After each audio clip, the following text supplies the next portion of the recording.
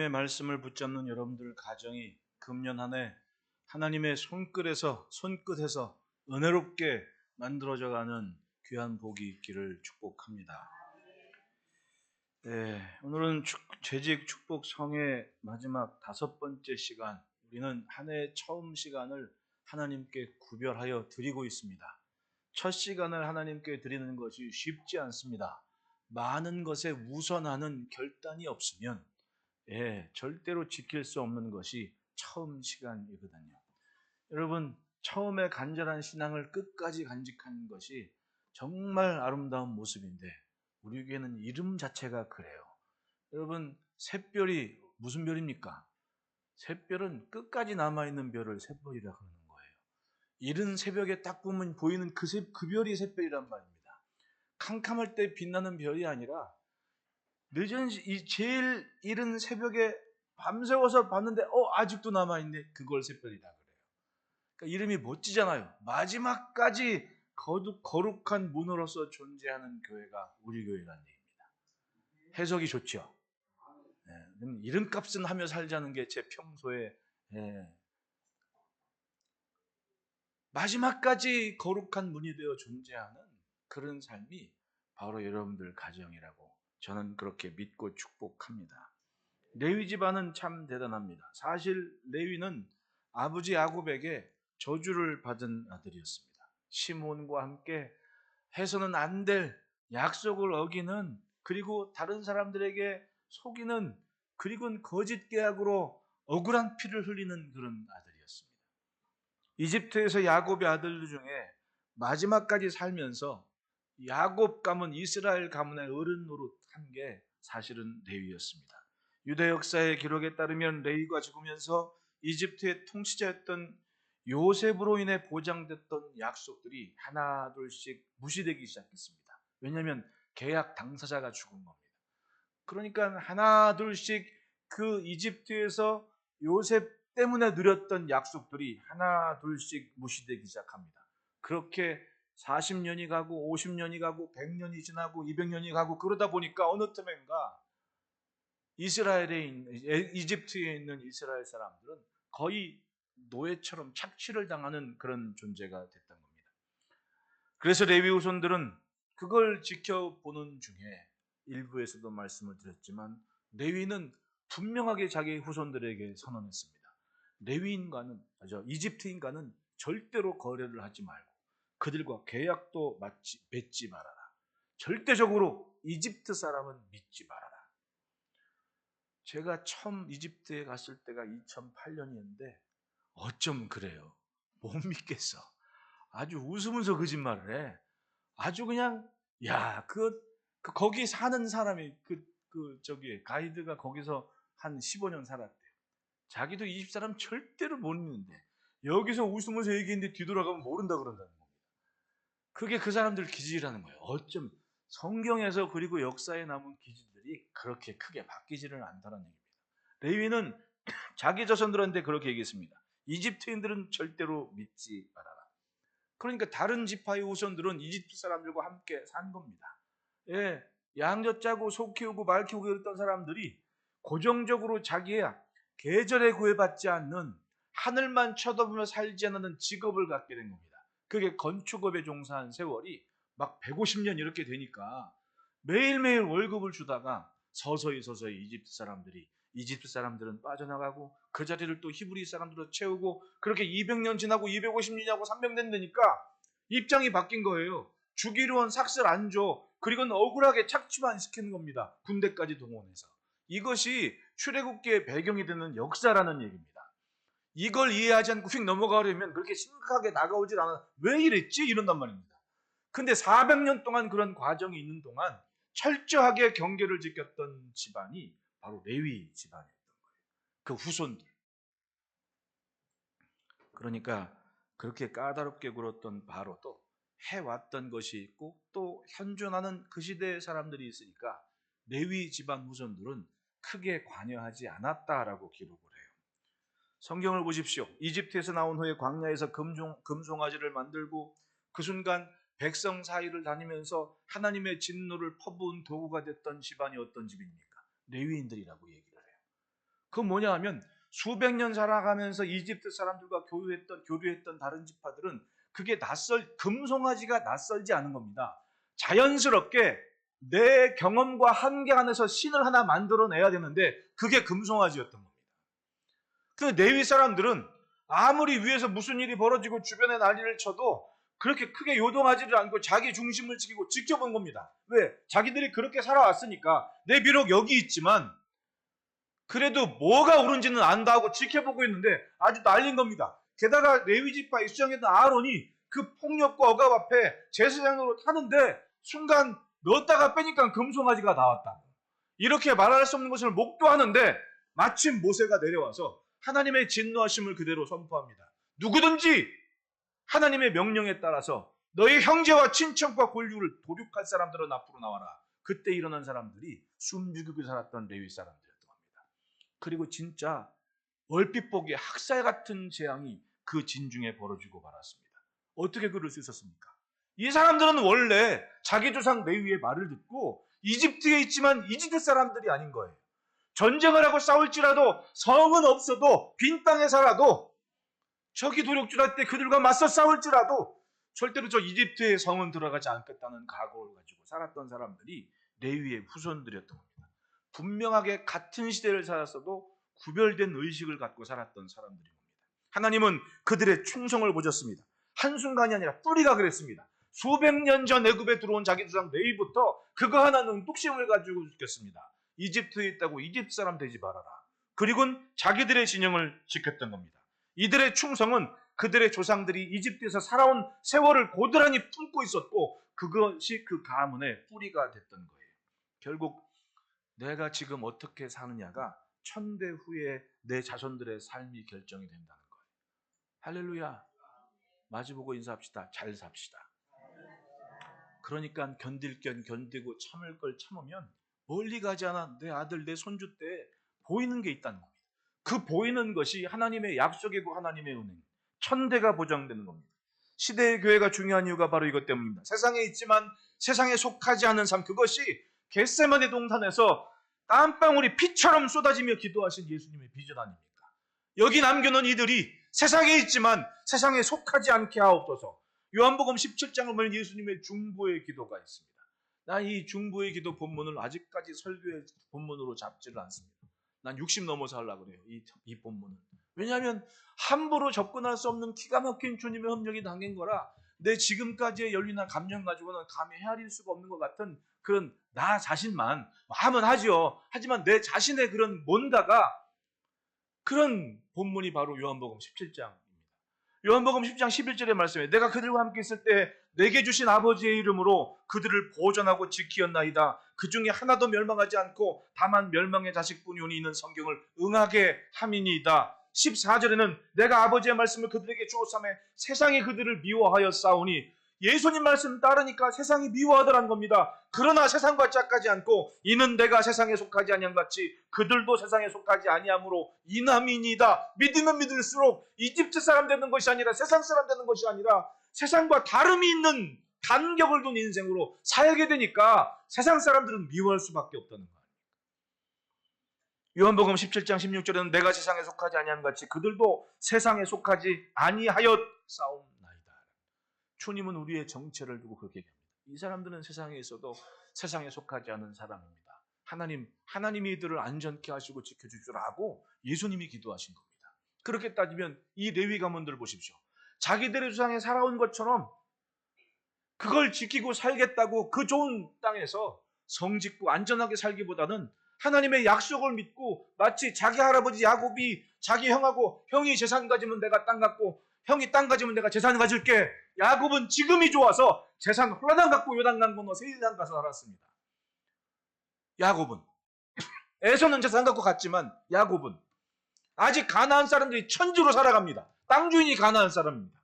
그런데 아버지가 약속했고 할아버지가 약속을 했기 때문에 형이 재산 가져갔으니 난 땅을 갖겠소. 그리고는 헤브론에 정착하고 살아서 그 땅에 살면서 이렇게 저렇게 때로는 싸우기도 하고 돈을 주기도 하고 그 세겜 땅을 자기 걸로 만들었잖아요.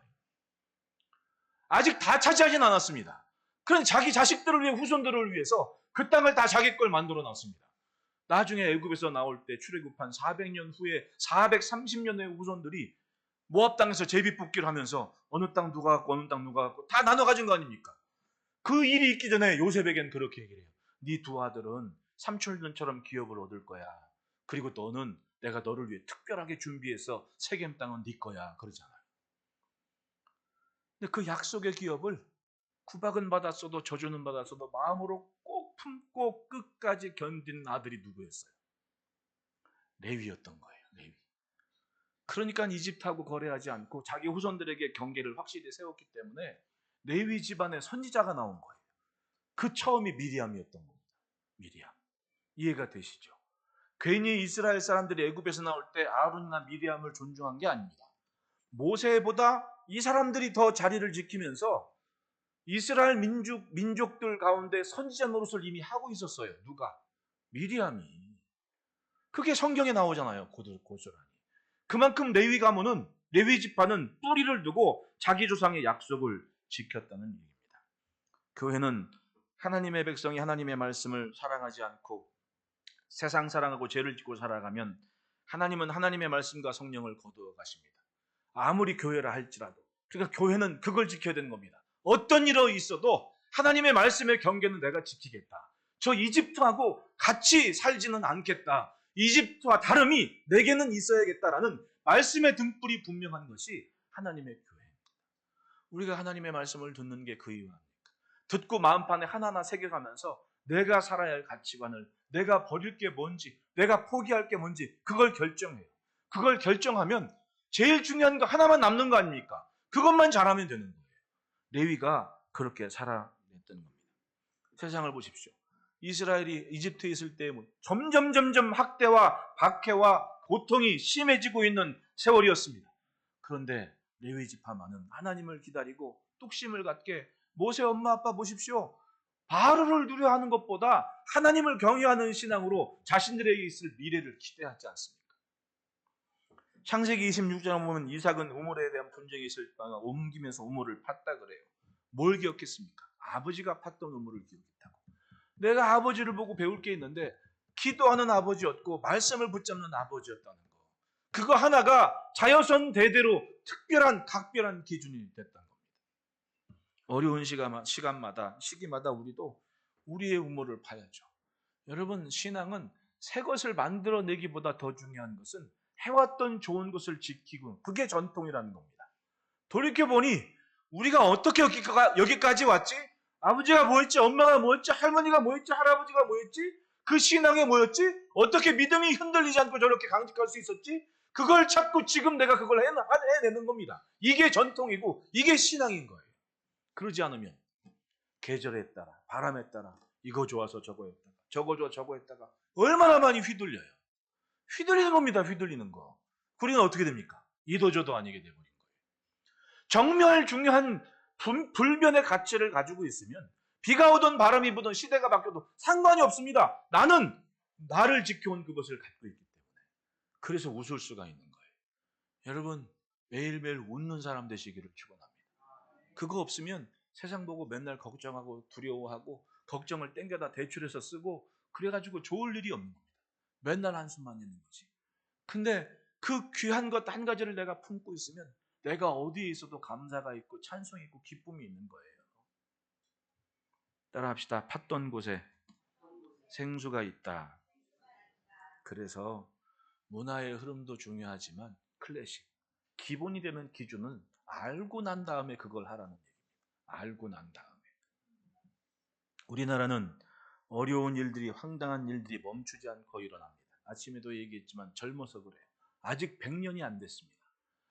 젊어서 그런 겁니다. 젊어서 시끄럽고 복잡한 일이 있는데 이것이 다듬어지는 세대가 되면 정말 가만히, 아니 유럽은 어느 순간 저렇게 됐습니까? 미국이라고 어느 순간 갑자기 저렇게 됐냐고요. 혼돈과 혼란의 시기가 있었습니다. 얼마나 그 사람들이 무식한 사람들이었습니까? 흑인은 노예라고 지금도 무시하는 사람들이 아직도 있는데, 남부에서는. 예, 남부는 아직, 남부 사람들은 지금 이제 교육도시 하면 텍사스 남부를 얘기하는데 그 이전에 휴스턴도 좋은 대학들이 많이 있거든요. 네, 내가 아는 집사님도 거기서 뭐 그 물류 유통 쪽에 교수하고 있는데 교육도시가 됐습니다. 대학들이 있어요. 근데 정작 남부 사람들은 농장 큰 거 갖고 있는 사람은 공부를 안 해. 여지껏 동양 사람 보면 이루고 있어. 무식하다니까, 무식해. 공부를 안 해가지고 여직 노예에서 데리고 살았던 그 기질을 못 버리는 사람들이 있다니까. 21세기가 됐는데도 땅이 워낙 넓어가지고 그런 사람들이 선거하고 그럴 때 트럼프는 그런 걸 잘 알잖아요. 아쉬운 게 뭔지 아는 장사꾼입니다. 이런 거 저런 거 다 하고 가면서 그걸 딱 얘기하니까 와 그래가지고 표 많이 얻잖아요, 사실은. 예. 근데 그 양반이 흑인 교회 가서 기도받은 거 봤어요? 그 사람이 그거예요. 백인들, 농부들, 미국 사람들의 한 40% 이런 되는 사람들의 표를 한순간에 가져올 수 있는 센스가 그 사람한테 있었거든. 그 사람들은 아직도 여기 한이 있습니다. 외국인들 들어와가지고 우리 일자리 뺏고 우리 노동자 이거 있거든요. 그걸 교묘하게 딱 붙잡은 겁니다. 그러니까 결과가 나오는 거 아닙니까? 그만큼 아직도 미국 남부는 무식한 사람들 많다니까요. 이런 말이 죄송하지만은 이게 그들이 살아온 문화의 흐름이었던 거예요. 흐름. 근데 그것 보고 절망하고 그것 보고 와우, 그걸 할 일이 아니잖아요. 정말 중요한 거 같지 않았습니까? 그 가치를 찾고 그것을 붙잡은 사람들이 세상을 자꾸만 만들어 가고 있는 거예요. 우리도 마찬가지입니다. 교회는 어려운 환경 속에 태동한 그런 복음의 씨앗들이 지금 이 나라를 만들어가고 있는 겁니다. 우리가 참 처음에 선교사님들이 와서 외친 것이 당신들 공부해야 된다고, 당신들 글 배워야 된다고. 아니 한글 사전을 우리나라 사람이 아니라 외국인 목사님이 만들었다는 게 이게 처음부터 관심이 없었던 거예요. 살아온 대로 사는 게 전부니까. 한데 복음을 들고 오신 분들은 이 잠재적 미래를 갖고 있는 사람들을 그냥 두면 안 됩니다. 하나님. 그리고 짜다 보니까 글을 가르쳐야 되겠다고. 그리고 글을 가르친 거. 여러분 조선 대한제국 그리고 바로 대한민국이 된 과정에서 배운 사람이 얼마나 있었고 글을 아는 사람이 얼마나 있었고 세계 정세를 아는 사람이 얼마나 있었냐고요. 1800년대 중반까지 세계를 논하면 중국, 일본, 한국분이 모르는 사람이었습니다. 우리 조상들이. 그러니까 선교사님들이 글 배워야 된다니네. 아니 세계 지리 지리과 부도라 그러잖아요. 우리 옛날에는.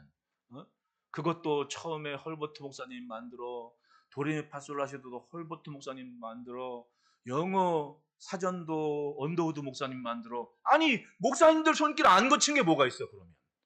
그것 때문에 이렇게 성장해온 과정을 한번 보십시오. 그 와중에 나는 이제 살아온 대로 살지 않고 오직 주의 말씀 안에 희망을 갖고 저 서양에서 온 저 양반들한테 내 자식 맡겨서 내가 살아온 대로가 아니라 하나님께서 만들어 가신 새로운 미래를 기대합니다라고 자기 자식들 선교사님한테 맡겨가지고 대한민국 우리나라 최초의 7명인지 8명 의사 중에 하나가 백정 출신 아닙니까? 아버지가 아무리 봐도 자기가 살아온 대로 사는 것에 희망이 없는 거야. 선교사님 찾아가가지고 목사님 내 아들 좀 부탁합니다. 그러기에 맡긴 애가 공부해가지고는 옛날에 SBS에서 드라마도 나왔잖아요. 그래가지고는 의사가 돼가지고 나중에 만주가 또 독립운동하고 독립군들 도우고 그런 일을 한 거 아닙니까? 가만히 보면 정말 중요한 기폭제와 뿌리를 만드는 과정에서 복음이 그리고 기독교가 교회가 엄청난 역할을 감당했던 거예요. 왜? 말씀 안에서 내가 뭘 해야 되고 뭘 붙잡아야 되고 뭘 버려야 되는지 알고 있는 겁니다. 지금도 마찬가지입니다. 하나님은 어느 시대건 하나님의 말씀 안에 확실한 경계를 갖는 사람들을 찾고 계십니다. 오죽했으면 안창호 선생님이 캘리포니아에 가가지고 샌프란시스코 가가지고 신문에 저는 몇 번 강조를 해요. 신문에 기고를 할 때 귀신에 사로잡힌 우리 민족을 위해서 복음을 전해 주십시오라고 청을 했겠습니까? 그 얘기 듣고 여기 선교사님들이 엄청 많이 와서 양화진에는 그렇게 많은 외국인 선교사님들이 묻혀 있는 거예요. 시대마다. 우리는 그런 갈급한 적이 있었습니다. 근데 그것이 아니면 여적 귀신에 사로잡힌 세상에 혼란스러운 게 뭐예요? 귀신 때문에 그런 거예요. 아닌 것 같죠? 여러분 예수 믿고 기도 좀 했다 하는 사람들은 다 압니다. 저도 산기도 갈 때 막 소리 지르고 기도할 수밖에 없었던 게 무서워서 기도했어요. 무서워서. 아니 전도사님이 산에 가서 기도하자고 그러는데 예수 믿은 지 얼마 되지도 않았는데 3년도 안 됐는데 산기도 가자고 가니까 어떻게 가요? 산에 딱 가니까 깜깜하지 무섭지. 게다가 묘지들도 있지. 어떻게 전도사님이 나한테 야 눈은 절대로 뜨지 마. 그래갖고 나는 기도할 때 애들 절대로 뜨지 말라 그래. 지금도 수련회 가서 무서워서 소리 질렀어요. 무서워서. 근데 그게 기도가 되더라고요. 그리고 삶이 바뀌기 시작하는 겁니다. 우리가 그랬다니까요. 왜? 안창호 선생님 말씀처럼 귀신에 사로잡힌 민족이었습니다. 동네마다 성황당 있지, 제사 때마다 귀신 불러대지. 나중에 예수 믿고 글 쓴 분이 장로님이 그런 얘기를 하더라고요. 자기가 그것 봤기 때문에 내가 집에서 제사 안 드리고 예수를 믿었다고. 자기 부인이 예수 믿고 교회를 다니는데 결혼을 자기는 종손이야. 맨날 제사 1년이면 한 48번 몇백 번 제사를 드려야 되는 집안이야. 근데 시아버지가 이렇게 보면 며느리가 어느 틈가 나가면 새벽마다 그렇게 싱싱한 생선을 가지고 맨날 생선구이를 해주면서 그렇게 지극정성으로 시아버지를 섬기니까 며느리가 그렇게 이쁘더래. 그래 그 남편이 그렇게 니 도대체 이 여인이 새벽마다 시장을 가는 거 봤더니 그게 아니었어. 새벽마다 몰래 교회 가서 새벽 기도하고 시장을 간 거야. 에? 그걸 시집 가서 계속 남편도 모르고 시아버지도 모르고 그 정성에 탐복해서 이 남편이 야, 내 이 여인 보통이 아니구나.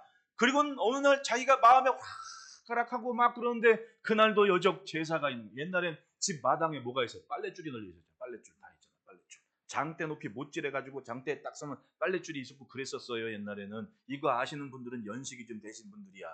집집마다 다 아파트 짓기 전에 다 그 마당들 조그만 거 있으면 다 빨랫줄이 걸고 장대. 자기 마당에 종선집이니까 마당에 얼마나 빨랫줄이 길어 식구는 얼마나 많아. 그 겨울 빨래 쫙 해놓는데 제사 드리는 저녁이었대.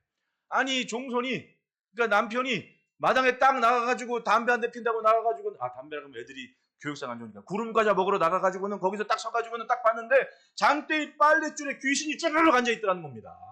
조상 귀신이. 그걸 딱 본 순간 구름 과자 맛도 떨어지고 에라 내가 이제껏 귀신하고 그러면서 이 사람이 변해가지고 예수를 믿고 지금 장로가 된 양반이에요. 우리나라 이 땅에 그런 문화가 있었던 뿌리 내린 가정들이라고요. 뭐 꿈에 뭐 할머니를 봤네 얼마 다 그거 귀신 장난이. 이 심각한 얘기는 내가 이 주일에 내가 부흥회니까 얘기를 하지 기도회 때는 하지 진짜 엄하게 이거 방송 나갔더니 아무개 목사 어쩌고 저쩌고 그렇게 할 사람들이 있어. 저 기자들은. 근데 여러분 내가 우리 식구들하고 기도를 하고 이렇게 가니까 이런 얘기를 해주지. 솔직하게 우리가 그랬던 때에서 건짐 받은 겁니다.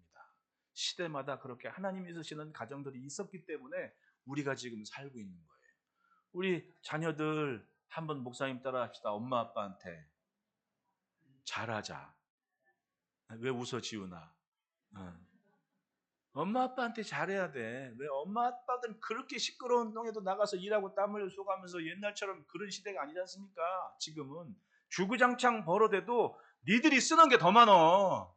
근데 그걸 엄마 아빠들이 다 해대고 있는 거야. 몰라서 그렇지. 내색을 안 해서 그렇지.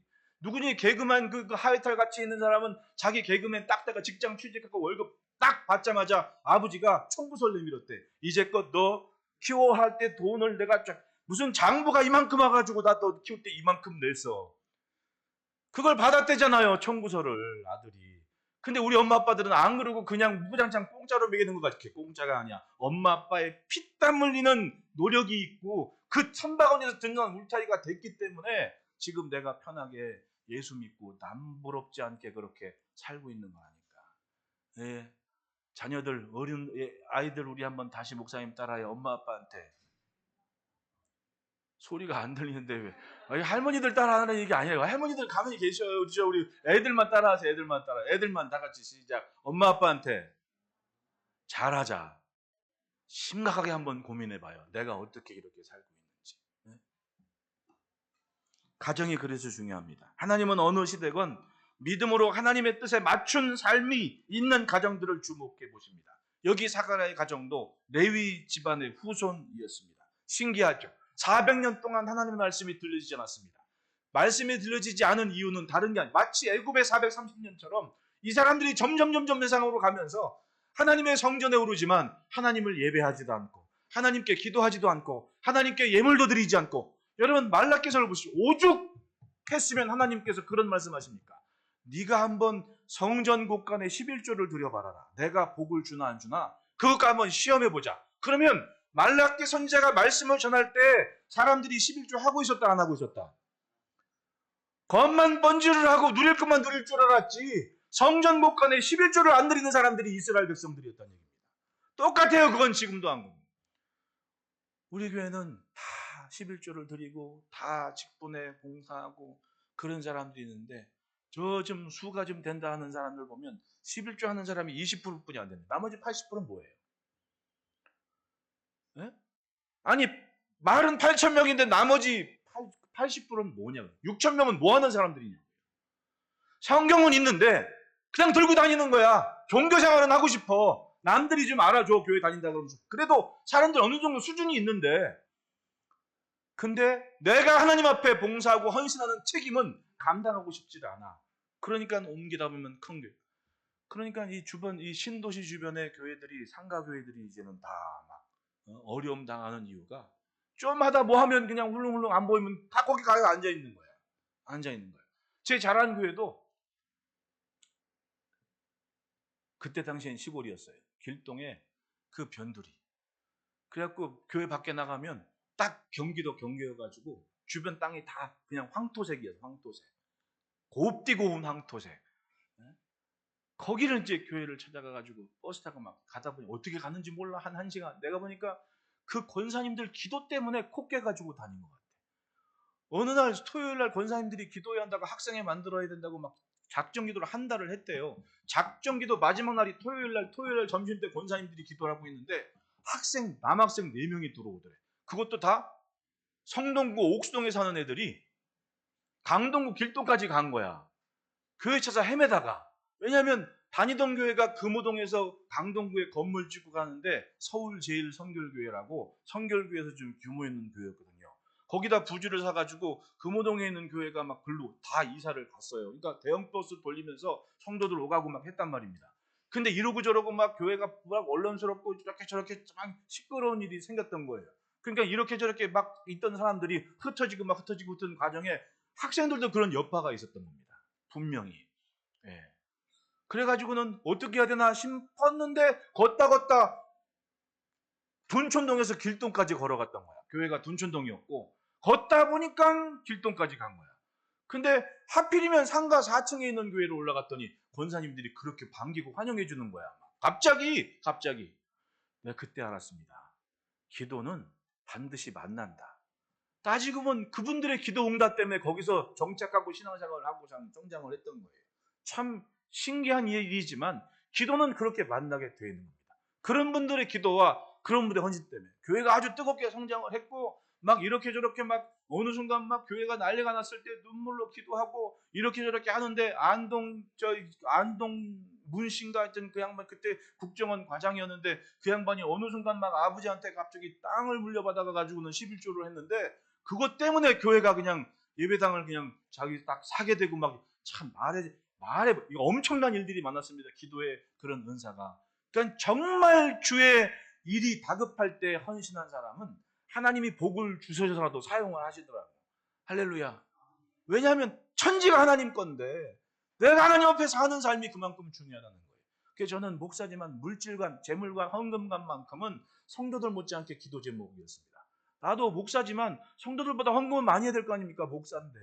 그게 어려서부터 기도 제목이었어요. 어렵지만 근데 하나님은 기도하는 것 때문에 어떤 모습에서건 그런 모습을 채우시고 이끌어 가시는 걸 경험을 하거든요. 그렇게 뜨겁게 성장했는데 어느 날 목사가 돼서 가보니까 교인들이 여기 뜨문뜨문 앉아있는 모습이니까 마음이 아팠습니다. 어떻게 됐냐 그랬더니 아니 올림픽 공원 그쪽 어디에 막 큰 교회가 하나 생겼어요. 우리 교단 교회인데 예전엔 큰 교회가는 빌딩을 좋으면 좋은가 봐. 그냥 겨울엔 따뜻하고 여름엔 시원하고 좋은가 봐. 이참저참하다가 이렇게 저렇게 했던 젊은 사람들이 후다닥 닦으러 가버렸네. 그러니까 그게 안타까운 거예요.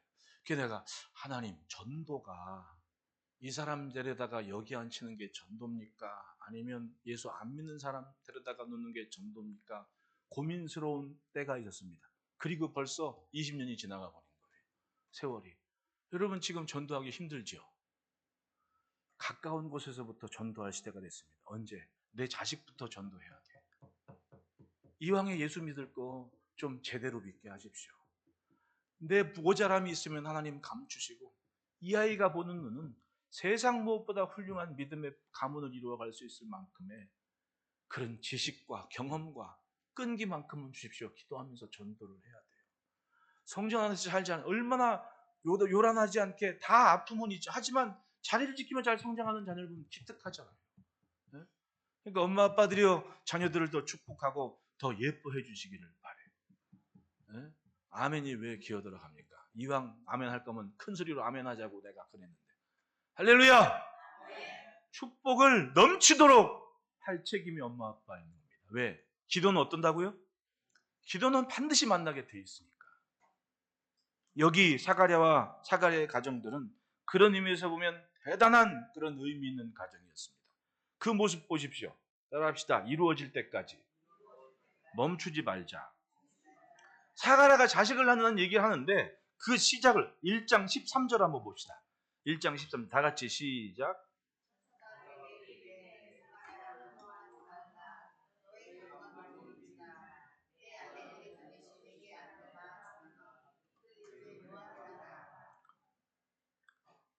이루어질 때까지 멈춰지지가 않아요. 진짜 소원은. 진짜 소원은 지워지지를 않는 겁니다. 내가 이거 기도해야지, 이거 있으면 좋겠다, 막 기도하다가 에이 아닌가 봐. 이건 소원이 아닌 거예요. 진짜 소원은요 사라지지 않아요. 언제까지? 이루어질 때까지. 그런 의미에서 이 사가랴는 천사가 마리아 찾아갔을 때 하는 것처럼 너의 친족 엘리사벳도 나이 많아 늙어서 아이를 낳지 못했지만 지금 잉태한 지 6개월째 됐어 라는 얘기 하잖아요. 그 말은 뭐예요? 바로 이 말입니다. 너의 간구함이 들린지라. 나이 많아 늙었지만 하나님께로 향한 소원은 지워지지 않고 마음에 품고 있었던 겁니다. 여러분 무엇을 위해 기도하고 뭘 이루고 싶으십니까? 진짜 소원은 이룰 때까지 지워지지 않는 겁니다. 항상 꿈을 꾸고 내가 지금 반대로 가는 것 같지만 내 영이 있으면 그걸 보고 있는 겁니다. 내가 뒤돌아 가는 것 좀 돌아가는 것 같지만 내 마음은 그걸 보고 있는 겁니다. 이게 소원인 거예요. 한 며칠 기도에다가 아예 아닌가 봐. 하나님 어디 계셔? 아니 좀 읽어 좀 보라고. 하나님이 계시다고 하는데 왜 없다고 생각하는 겁니까? 내가 원하는 것 조금 안 이루어진다고 하나님이 어디 계시다고 할 일이 아니라는 겁니다. 진짜 소원은 그것에 맞춰서 달려가는 내 삶이 있다는 겁니다. 내 비록 기근이어도 여기서 살겠습니다 라고 우물 팠던 이삭처럼 내 비록 아버지한테 멀리 떨어져서 하란에 와서 죽을 똥 살 똥 고생하고 있지만 베델에서 약속하신 하나님의 약속을 믿습니다라고 매일 양치는 야곱처럼 하지만 그렇게 소원을 품고 살아가는 것을 하나님은 지켜보시고 그 소원을 기도로 들으신 주님이 말씀하신 걸 이루어 주시지 않습니까? 이루어질 때까지 이룰 때까지 포기되지 않는 것, 포기할 수 없는 그게 진짜 소원인 거예요. 아닌 건 있으나 마나한 건 소원도 아닌 거예요. 기도를 할 때 분명한 목표를 가져야 됩니다. 그리고 그걸 이룰 때까지 그렇게 기도했더니 아이를 낳지 못했던 노부부가 잉태해서 아이를 낳았는데 뱃속에서부터 성령 충만한 걸 본 겁니다. 하나님도 주목해 보신 거예요.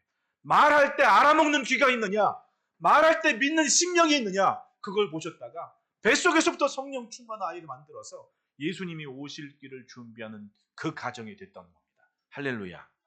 그러니까 따라합시다. 응답이 늦어져도 흐트러지지 말자. 세상에 쉬운 일이 어디 있습니까? 다 어려워요. 살다 보면. 근데 그 어려움을 하나 둘씩 극복해 나가서 우리가 어른 되는 겁니다. 10대는 10대에서 견딜 게 있고 유년기에는 유년기에 견딜 일이 있고 아니 여러분 예배 끝나고 우리 지은이한테 물어보세요. 너 힘든 일이 있니? 그러면 힘들지. 죽겠어요 그러지. 다 때에 맞게 어려운 일이 있는 겁니다. 그 어려움들을 하나하나 견뎌내고 이겨내고 그리고 한 계단 한 계단 서가면서 우리가 지금 이렇게 그러니까 나중에 언니들 되면 여유가 있는 겁니다. 마음이. 언니들 되면 마음이 좀 여유로워져. 아등바등 하는 것보다도 먼저 주의 나라와 주의 의를 구하는 게 뭔지 알아죠. 왜? 그만큼 살아냈기 때문에 그런 거예요. 그러니까 여러분 내가 기도하는 것이 조금 늦어질지라도 그렇게 할 일이 아니에요. 내가 우리 기도받으러 우리 김순남 권사님 왔을 때 권사님 기도는 다 응답되지 않냐고. 주일날 그 아버지 손잡고 남편 손잡고 와서 기도 예배하는 거 한번 보십시오. 우리 이종훈 집사님 앉아 계시지만 좋잖아요. 처음 오셨을 때 내가 그랬습니다. 권사님 기도 응답 아니냐고. 그러니까 권사님도 웃으면서 좋대 감사하다고 그러지 않습니까? 기도는 언젠간 만나게 되는 겁니다. 늦어질지라도 내 삶이 흐트러지지 않기만 하면 돼요. 왜? 그릇이 없는데 어디다 주시냐고. 그릇이 있어야 담으실 거 아닙니까? 하나님은 준비하셨어. 기도를 들었기 때문에. 근데 어느 순간 내 그릇이 깨져버렸어. 어디다 담겠습니까? 부어주신들 다 흘러버리는데. 그런 사람 많아요. 하나님은 주신다고 하는데 그릇이 깨져버렸어. 늦어질지라도 흐트러짐 없는 내 삶이 그릇이 되는 겁니다. 그러니 여러분, 주님 앞에 믿음의 삶을 지켜가며 아름다운 삶을 지켜갑시다. 6절을 보면 이 두 사람이 하나님 앞에 의인이 주의 모든 계명과 규례대로 흠이 없이 행하더라. 행하더라. 그러니까 모르겠걸랑 일단 기도하는 엄마, 기도하는 아빠 얘기 들으면서 내 삶을 수정하며 살아가다 보면 나는 그 가정 안에 사는 겁니다. 저도 전도사 생활 그만두고 이제 군에 입대하기 전에 박조준 목사님이 개척해서 하시던 그 갈보리 교회를 다 갔어요. 그 봉은사 옆에 바로 절 옆이잖아요. 어떤 권사님인지 집사님인지 그분이 이제 그 정치적인 문제로 막 김포항에서 출국하는데 구두 뒷굽에서 다이아몬드가 발견됐다고 해서 난리가. 아니 세상에 어느 목사가 구두 뒷굽에 다이아몬드를 갖고 다니겠냐고. 그때 당시 그 양반이 불렀는데 안 갔다고 조창기도 하는데 안 갔다고 이렇게 안갚음을 한 거 아니에요. 그리고 고생하고 나오셔가지고는 그런 거 딱 배제하고 자기는 개척한다고 했는데 그걸 지켜보셨던 권사님이 자기 빌딩에서 개척하시라고 내준 게 그 봉헌사 옆에 있는 갈보리교회였거든요. 참 대단하시. 그러니까 여러분, 내가 이런 말에서 모르지만 돈을 벌어도 멋지게 쓰세요. 멋지게 쓰려고 돈을 좀 버세요. 그냥 돈만 맨날 갖고 있으면 뭐해? 그거 갖고 있으고 안 쓰고 있어봐야 애들 남겨주면 세금만 빼. 아깝잖아요. 가죽이 그런지 의미 있는데 팡팡 쓰시라고. 아등바등 살지 말고 이게 가치가 무엇인지, 그게 하늘의 가치면 얼마나 멋져요. 그러니까 많이 달라고 구하기 전에 내가 좀 쓸 게 많습니다 하고 기도를 해야지. 안 그렇습니까? 그리고 버릴 때 그게 의미 있지. 맨날 잔뜩 사놓고 나중에 나이 들어가면 맨날 병원만 다녀. 병원비로 다 써. 병원비로 다 써. 그리고 남겨주면 절반은 나라에서 가져가. 그게 뭐냐고. 수십 년 살면 아깝잖아 그거. 근데 그 양반은 그걸 일찍 터득했나 봐. 목사님 한 분을 그렇게 존중하며 살더니 목사님 이 빌딩 교회로 쓰십시오. 얼마나 멋져요. 난 그거 멋있더라고. 얼굴은 못 봤어요. 근데 멋있어. 나는 진짜 가진 건 없는 전도사인데 예배는 아니. 그게 은혜가 되더라고. 야, 이분은 진짜 멋지게 했어. 아니 왜 주시는 걸 안 쓰고 그렇게 사냐고. 주시면 멋지게 기쁘게 좀 잘 쓰고 감사합니다 하고 노래하면서 살아야지. 주신 건 많은데 없는 것처럼 맨날 왜 그렇게 사냐고. 기왕이면 멋있게, 기왕이면 당당하게, 기왕이면 하나님 때문에 내가 잘 삽니다. 멋있게 자랑은 하고 살아야지. 안 그렇습니까 여러분? 아멘 하신 분은 만배의 복을 누리실 겁니다. 금년 안에. 제발. 나도 소원입니다. 나도. 내가 왜 새벽에 추운데 그렇게 꾸지구로 앉아서 기도할. 내가 사진을 내가 오늘 딱 보니까 내가 구부러졌다고 벌써. 나는 우리 선배들이 그래가지고 나는 안 그럴 줄 알아. 등을 꼭같이 세우고 그랬는데 그렇게 해도 안 돼. 내가 운동을 얼마나 하지 않습니까? 저 맨날 이거 해요, 이거. 안 하는 것 같죠? 나 저 사무실에서 맨날 이거 해요, 이거. 안 할 때 일어서가지고.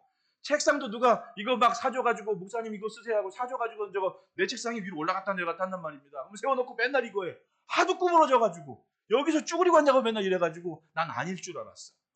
그러니까 직업병이 있다니까, 목사도. 직업병이 있습니다, 목사도. 쭈그려져가지고. 키가 한 2cm가 줄은 것 같아. 170에서 168이 돼버린 것 같아. 네. 그래요. 근데 왜 그래요? 나도 성도들이 잘 살기를 바라고 복되기를 바라고 멋지기를 바라죠. 여러분 멋있게 사십시오. 1000년만은 살 것이 아닌데 아무리 100세 아니 아파서 병원 가느라고 100세 채우면 뭐 할 거야? 제일 젊을 때 제일 멋지게, 그리고 제일 당당하게 하나님 이름으로 자랑하며 살아야지. 안 그렇습니까? 기왕이면 그걸 사모하시기를 축복합니다. 둘째로는 따라합시다. 오늘을 성실하게 살자. 누가복음 1장 8절 9절에 마침막 사가랴가 그 반열의 차례대로 하나님 앞에 제사장의 직무를 행할세 제사장의 전례를 따라 제비를 뽑아 주의 성전에 들어가 부냐. 이건 사가랴가 레위 지파 레위 가문에 제비를 뽑아서 감당하는 일을 전혀 소홀히 하지 않고 자기 순서가 될 때 내 앞에 있는 내 몫의 일을 감당하며 살았다는 겁니다. 뭐가 없는데? 나이 많아 늙었는데 자식도 없는데 그거 하나만 가지고 사람들이 나만 보면 수근수근 되는데 명절에 결혼 안 한 처녀 총각들이 명절에 가기 제일 싫다면서요. 신문에도 맨날 나와 명절 때가 되면. 왜냐하면 가면 맨날 장가는 언제 갈래? 시집은 언제 갈래? 아니 왜 아직 이루어지지 않은 걸 그렇게 푸시를 하냐고. 때 되면 지가 알아서 갈까. 기도를 그러니까 말은 절대로 기도에 앞서지 마십시오. 기도하지 않으면 말을 하지 마라. 기도보다 앞선 말 때문에 사람이 상처를 받고 사람들이 아파하고 사람들이 방황을 하잖아요. 근데 이게 멀리 있는 사람들이면 상관이 없어. 상처는 누가 받아? 가까운 사람이 받는 거예요. 가까워서 아프지 먼데 있는 사람이 뭐라 그러는데 아프지를 않아. 근데 가까운 사람이 한 말 때문에 내가 아파. 그러니까 말이 기도를 앞서지 말란 말입니다. 예? 엄마 아빠들 마찬가지예요. 애들한테. 아니 보지도 않고 너 맨날 공부도 안 하고 뭐랑만 하냐고. 내가 그것 때문에 회개하지 않았습니다. 내가 그것 때문에. 저 아들 하나 키웠거든요. 둘 키울 여력은 없었어요. 아들 하나 키우는데 아니 밖에 나가서 볼 때는 맨날 컴퓨터 앞에 앉아가지고 뭐 하고 있는 거야. 그러니까 아빠니까 야 너는 공부 안 하냐? 이게 습관이 돼버린 거야. 왜? 나 볼 땐 놀고 있었으니까. 근데 아이의 입장은 왜 하필 놀 때 나를 보냐고. 왜 나 공부할 때 안 보고 놀 때 보냐고. 그건 누가 잘못한 거야? 내가 잘못한 거거든. 어느 날 진중하게 아이가 닭똥 같은 놈을 얘기해. 아빠 내가 와가지고 이거 하고 지금 이거 했다. 시간 봐라 30분. 그걸 조목조목 얘기하는데 내가 잘못했더라고. 그러니까 여러분 말은 절대로 기도보다 앞서면 안 돼. 먼저 기도를 해야 돼. 하나님 내 아들이, 내 자녀가, 내 딸이 기도를 한 다음에 그 다음에 얘기하면 뭐라 그러지 내가? 기도는 반드시 만난다. 기도가 저 앞에 있으니까 내 말이 달라지는 거예요. 이해를 하게 돼. 눈높이가 같아지는 거야. 아 그렇지. 하루 일과가 이렇게 되구나. 그거 모르면 일단 말은 하면 안 돼. 기도부터 해야지. 그러면 집안 분위기가 달라지는 거 아닙니까? 지금의 엄마 아빠들이 다 밖에서 일을 하고 돌아와요. 근데 옛날에 내가 부부싸움 하는 걸 봤어. 우리 이모하고 이모부하고.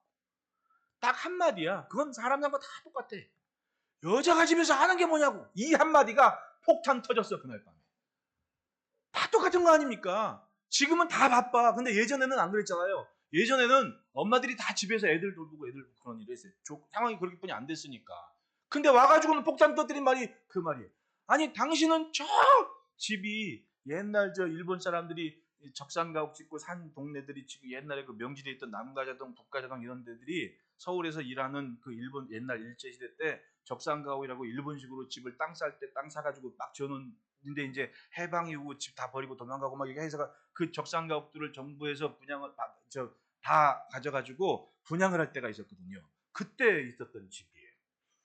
근데 그 집이 저 버스 정류장에서 이모부가 그 저 운수업체 상무였거든요. 상무. 자기 친구하고 동업해가지고 셋이서 동업해가지고 상무였어요. 그러니까 버스가 이모부한테 10대가 있었나 봐. 그때 74번 버스가. 그러니까 막 오는데 그러니까 뭐 밤늦게 막차 타도 저도 그래서 버스 요금은 안 내고 다녔어요. 이모부 덕분에. 그냥 탔습니다. 왜냐면 어지간한 차장 누나들은 나를 알아. 제일 알 정도로 그러니까 그때는 계단 내리면 철퍼덕 개수대 있었잖아요. 삥땅한다. 나보고 차장 누나가 그래서 밟지 마라. 왜냐면 수세워지니까 밟지 마라. 난 그건 아주 말 잘 들어. 폴짝 뛰어내리고 막 그랬거든. 그리고 다녔어요. 다녔는데 아니 당신은 쫙 아래부터 막 그냥 이빨이 취해가지고 와 노래 동네 사람 다 알아. 그러고 와가지고는 집안에서 하는 게 뭐냐고 한마디 하니까 난리가 났지. 난 그런 걸 봤어요. 아 그렇구나. 나중에 예수 믿고는 정리가 돼. 할 말이 있고 해서는 안 될 말이 있는데. 그러니까 여러분 똑같아요. 기도 안 해도 교회 안 해도 기도하기 전에는 말부터 가면 안 돼. 먼저 기도가 가야 돼. 그 모습들이 결국은 내게 주신 삶의 본분과 삶을 다 아우르는 성실함이 아닐까요? 레위는 사가랴는 주변 사람들이 얼마나 수군댔겠냐고. 나중에 엘리사벳이 노래하잖아요. 하나님께서 6개월 동안 피해 있으라 하시니까 엘리사벳이 노래하잖아요. 하나님께서 내 부끄러움을 감추시는구나. 그러니까 사실 시달렸던 거야. 그 시달릴만 해서 사가랴는 뭐였어? 자기 반열과 순서가 됐을 때 제사장의 직무를 행하기 위해서 제비를 뽑아 주의 성전에 들어가서 분향을 했다. 그 분향은 뭐예요?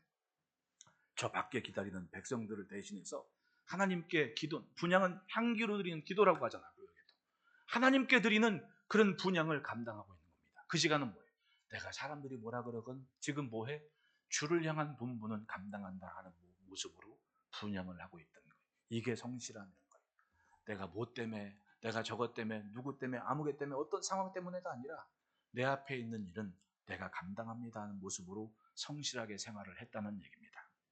두 사람이 하나님 앞에 의인이니 주의 모든 계명과 규례대로 흠이 없이 행하더라. 그렇게 성소에 올라서 분향을 하는데 그때 바로 천사를 만난 것 아닙니까? 우리도 마찬가지입니다. 우리는 최소한의 그런 해야만 되는 일들을 여기에 명단을 다 적어놓습니다. 우리가 사실은 이 애매한 규모예요. 사실은 애매한 규모. 아예 많거나 아예 적거나 해야 되는데 애매한 규모가 되면 요만큼만 뭐가 잘못돼도 이만큼 커지는 일이 있다는 거예요. 왜? 말이 빨리 돌거든. 근데 솔직히 한 500명만 돼도 여기서 무슨 일이 벌어졌는지 잘 몰라. 저기서 뭔 일이 돼도 몰라. 그러니까 묻어간단 말입니다. 점점. 근데 어지간하니 뭔 말에도 같이 웃을 수 있는 사람들의 규모는 요만큼 벌어진 일이 이만하게 벌어지는 거예요.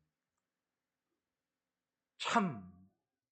하지만 이런 각오, 내가 지금 이것만큼은 내게 주신 거다라는 강, 때를 따른 그런 마음도 가졌겠어요. 따라합시다. 오죽했으면. 저는 잘하면서 교회에서 그렇게 막 뭐 이렇게 목사님이 막 이렇게 시키면 그냥 오죽했으면. 전도사 때 제가 학교에서 공부를 하는데 강의 끝날 때마다 전화를 드렸어요. 뭐 시키실 일 있으시냐고. 왜? 목사님이 면허증이 없다니까요.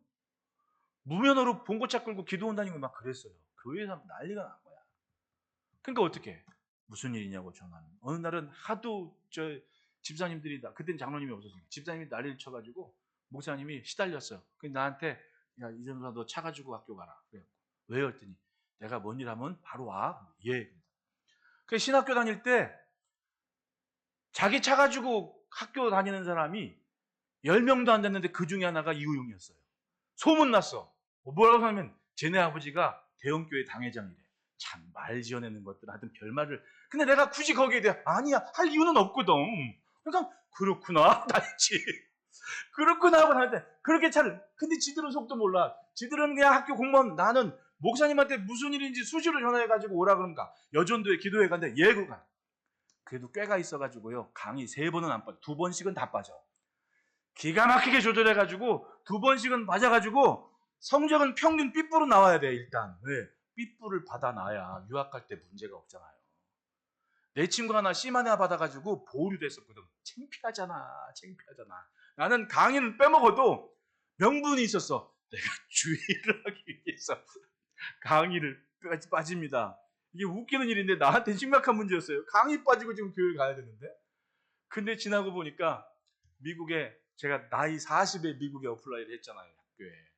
I-20를 봤는데 학교에서 흔쾌히 보면서 이렇게 코멘트를 하는데 삐 뿌리면 미국은 삐 뿌리면 얘는 학교 다닐 때 공부 좀 했구나라고 인정을 해주는 때였거든요. 그러니까 아무런 문제 없이 막 몇백 명 막 비자 안 나오는데 저는 웃으면서 비자 받고 나왔었어요. 그때 생각하면 참 웃겨요. 근데 돌이켜 생각해 보니까 야 그래도 신학교 다닐 때 하나님 앞에 그 만사를 제쳐놓고 강의 2번 빼진 게 그게 내가 놀라고 한 게 아니라 주의를 한다고 하니까 아마도 하나님이 그런 것까지도 계산해 넣지 않으셨나라는 생각을 혼자 하면서 웃었어요. 그게 그때는 몰라요. 지나보면 내가 하나님 때문에 잃어버린 것은 하나님이 어떤 모습으로도 채워질 일이 있다니까요. 이러니까 지금 내 앞에 있는 일을 놓치지 말고 성실하게 감당하면 그건 하나님이 뭔가 담아주실 그릇이 된다는 겁니다. 그러니까 여러분 내가 내년에 잘할게요. 내가 후년 그러지 말고 그냥 지금 잘해요. 마주보고 인사합시다. 지금 잘합시다. 네, 제가 조마조마해요. 네? 한 사람이 그냥 이런 경험 가지고 저런 거 가지고 그냥 버티는 것 같으면 조마조마해요. 나는 기도밖에 할 수 없습니다. 그래서 기도.